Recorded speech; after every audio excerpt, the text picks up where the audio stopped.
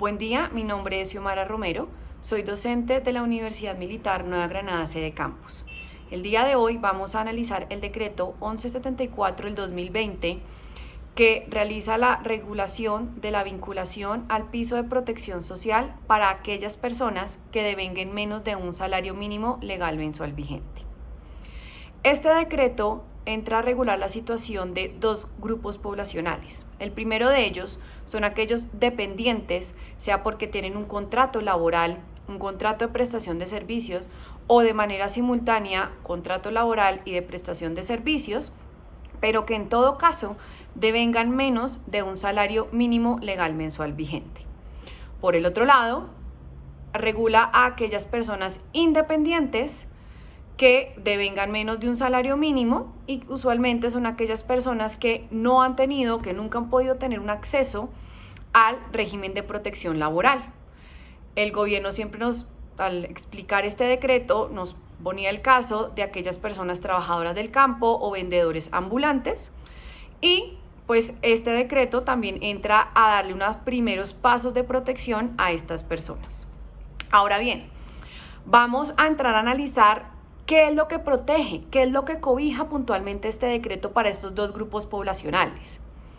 De entrada, puedo afirmar que al grupo poblacional que más afecta este decreto es a aquellos dependientes.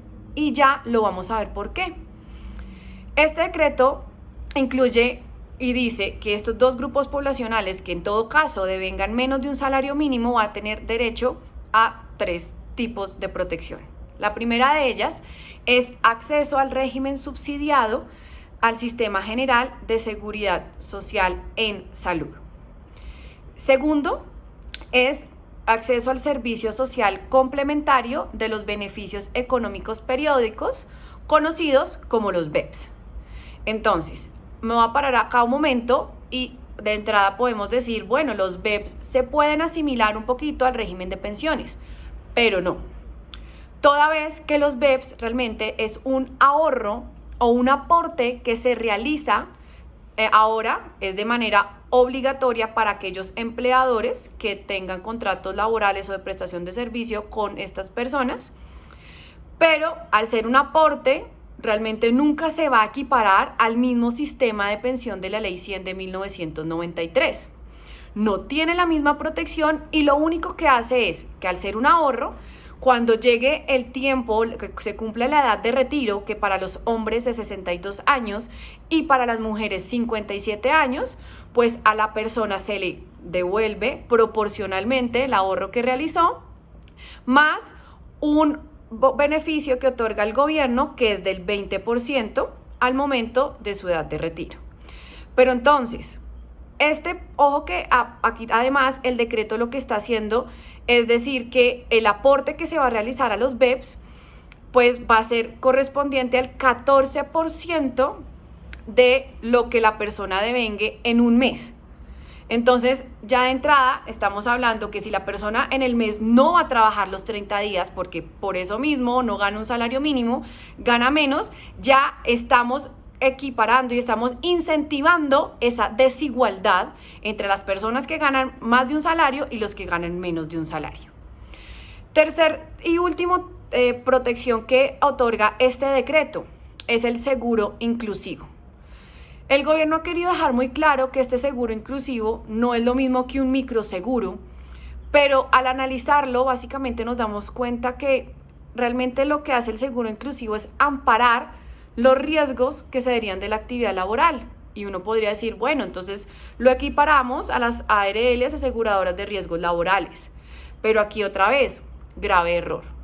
Al ser un seguro, en caso de un accidente o muerte o una incapacidad laboral, pues no se va en ningún momento a conceder una pensión. Entonces, de entrada también estamos dándonos cuenta del desequilibrio que sigue existiendo entre el régimen actual para las personas que ganan más de un salario con el nuevo régimen que está creando este decreto.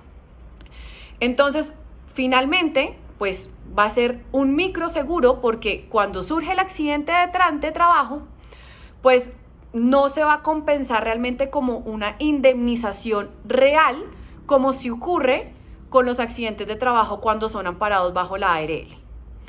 En este orden de ideas, estos son los 3 tipos de protección que otorga este decreto. Y bajo el análisis que acabamos de realizar, denotamos una desproporción entre los 2 regímenes laborales. En este orden de ideas, sí podemos hablar que este nuevo decreto sí está incorporando un nuevo régimen laboral y que lamentablemente lo que está haciendo es incentivar esa desformalización laboral, porque parémonos del lado del empleador.